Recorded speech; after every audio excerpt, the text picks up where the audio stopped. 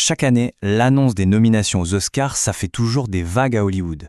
Mais alors cette année, c'est plus des vagues, c'est un véritable tsunami.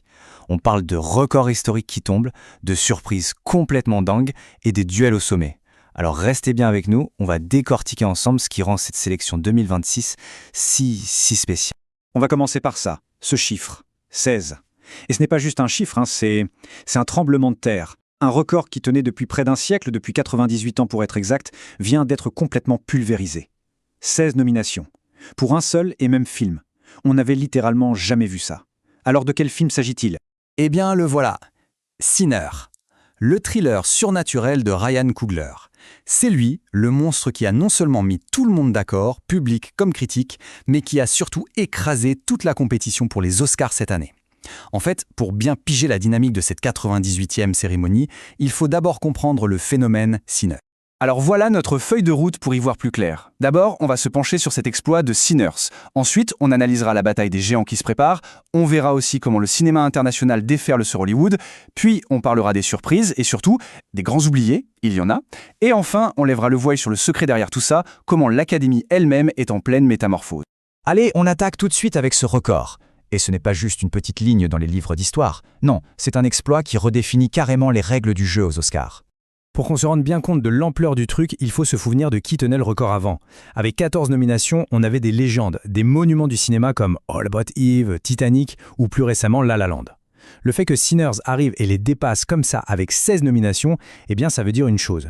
Le film a fait l'unanimité absolue auprès de toutes les branches de l'Académie. C'est une démonstration de force. Et quand on dit unanimité, le no est faible. Meilleur film, évidemment. Meilleur réalisateur pour Ryan Coogler, mais aussi des nominations pour quasiment tout le casting. Michael B. Jordan, Delroy Lindo, Winnie Mosaku, le film est partout. Dans les catégories techniques, artistiques, et il se paie même le luxe de décrocher une nomination pour le tout nouveau prix du meilleur casting. C'est un raz de marée. Et au-delà des chiffres du film, il y a des histoires humaines qui sont juste incroyables. Prenez Ruth Carter. Grâce à sa nomination pour les costumes de Sinners, elle, qui a déjà gagné des Oscars, devient tout simplement la femme noire la plus nommée de toute l'histoire de la cérémonie. 5 nominations au total. C'est un parcours immense qui s'inscrit dans la grande histoire. Et ce n'est pas fini. La nomination d'Autumn Dural d'Arcapo pour la direction de la photographie, c'est un autre événement majeur. Ce n'est que la 4e fois en presque 100 ans qu'une femme est nommée dans cette catégorie, qui est historiquement très technique et très masculine. Le succès de Sinners, en fait, il tire tout le monde vers le haut. Bon, maintenant, passons au deuxième chapitre. Parce qu'un record de nominations, c'est impressionnant, oui, mais ça ne garantit absolument pas une victoire le soir J. Et en face de Sinners, il y a du très très lourd. C'est la question que tout le monde se pose à Hollywood en ce moment. L'histoire des Oscars est plein de films qui étaient ultra favoris sur le papier et qui au final sont repartis avec juste quelques statuettes. La pression maintenant, elle est totalement sur les épaules de Sinners. Est-ce qu'il fera un triomphe à la Titanic ou une victoire en demi-teinte comme La La Land ?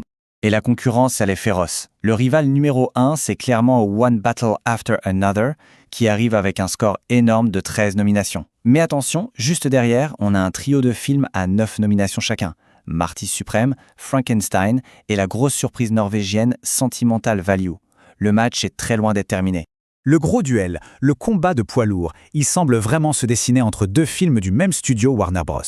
D'un côté, on a Sinners, le thriller sombre, intense, surnaturel de Ryan Coogler. Et de l'autre, One Battle After Another, la comédie complètement déjantée et anti-système de Paul Thomas Anderson. Deux styles, deux ambiances, deux visions du cinéma, ça promet une sacrée bataille. Ok, mettons ce duel en pause 2 minutes et prenons un peu de recul.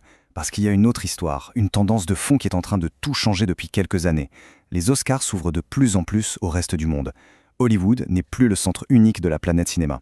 Et cette année, la preuve est juste éclatante. Prenez le film norvégien Sentimental Value, il débarque et rafle 9 nominations. C'est juste colossal. Ou encore Wagner Moura, qui devient le tout premier acteur brésilien à être nommé pour le meilleur acteur. On assiste à une reconnaissance massive des talents du monde entier, qui n'ont plus besoin de parler anglais pour être célébrés aux Oscars. Et ça, ce n'est pas juste une impression, c'est un fait. Cette année, on a un nouveau record pour le nombre d'acteurs et d'actrices nommés pour des rôles joués dans une autre langue que l'anglais. Ce n'est plus une exception, c'est en train de devenir la nouvelle norme. La fameuse barrière des sous-titres, comme disait le réalisateur de Parasite, est bel et bien en train de tomber.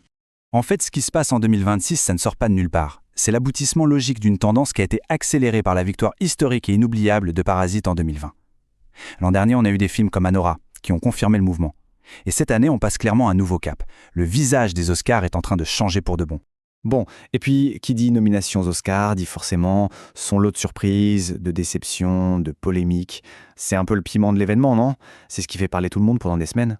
Et là, on a vraiment les deux extrêmes. D'un côté, elle est surprise que personne n'avait vu venir. F1, le film avec Brad Pitt.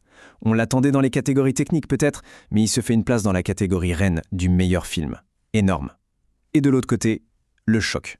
Wicked for Good, la suite du blockbuster musical que tout le monde attendait, repart avec 0, je pèse mes mots, 0 nomination. C'est une humiliation totale. Et la liste des grands oubliés, elle est longue cette année. On pense forcément à Paul Mescal, qui était incroyable dans Hamnet, ou à la jeune révélation Chase Infinity. Même des stars établies comme Gwyneth Paltrow et George Clooney ont été snobés. Et évidemment, que dire d'Ariana Grande pour Wicked? Ces oublis vont alimenter les débats jusqu'à la cérémonie, c'est certain. Alors, la grande question c'est, mais comment on explique tout ça? Ces records, cette vague internationale, ces surprises? La réponse en fait, elle n'est pas seulement dans les films, elle est surtout chez ceux qui votent. L'Académie des Oscars a changé profondément. La clé de tout, elle est là, dans ces chiffres. Regardez bien. Il y a à peine 10 ans, en 2014, les votants de l'Académie étaient à 94% blancs et 76% masculins, avec un âge moyen de 63 ans. Aujourd'hui, après un effort massif pour se diversifier, l'Académie compte au moins 35% de femmes, 25% de membres issus de minorités et surtout plus d'un quart de ces membres ne sont pas américains. Et le résultat de ce changement, il est là, sous nos yeux. On a un corps électoral qui est plus jeune, plus féminin, plus diversifié et beaucoup plus international. C'est cette nouvelle démographie qui explique la reconnaissance d'un film comme Sinners, la montée en puissance du cinéma mondial et des choix qui sont, disons-le, plus audacieux. Les goûts de l'Académie changent, c'est aussi simple que ça.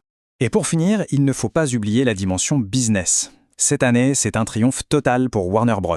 Avec 30 nominations, portées par le duo Sinners et One Battle After Another, le studio domine de la tête et des épaules. Juste derrière, on trouve Netflix, qui est d'ailleurs en train de racheter Warner, avec 18 nominations. C'est aussi une bataille de géants industriels qui se joue en coulisses. Donc voilà, on a le tableau complet. Un favori historique qui a tout écrasé, des concurrents très sérieux, une vague internationale qui ne cesse de grandir, des choix surprenants et une académie en pleine mutation. Tous les ingrédients sont là pour une soirée des Oscars totalement imprévisible et passionnante. Alors la question à $1 million reste la même. Qui, au final, sortira grand vainqueur le 15 mars? Le suspense est total. Chaque année, l'annonce des nominations aux Oscars, ça fait toujours des vagues à Hollywood. Mais alors cette année, c'est plus des vagues, c'est un véritable tsunami. On parle de records historiques qui tombent, de surprises complètement dingues et des duels au sommet. Alors restez bien avec nous, on va décortiquer ensemble ce qui rend cette sélection 2026 si spéciale. On va commencer par ça, ce chiffre, 16. Et ce n'est pas juste un chiffre, c'est un tremblement de terre. Un record qui tenait depuis près d'un siècle, depuis 98 ans pour être exact, vient d'être complètement pulvérisé. 16 nominations. Pour un seul et même film. On n'avait littéralement jamais vu ça. Alors de quel film s'agit-il? Eh bien, le voilà. Sinner. Le thriller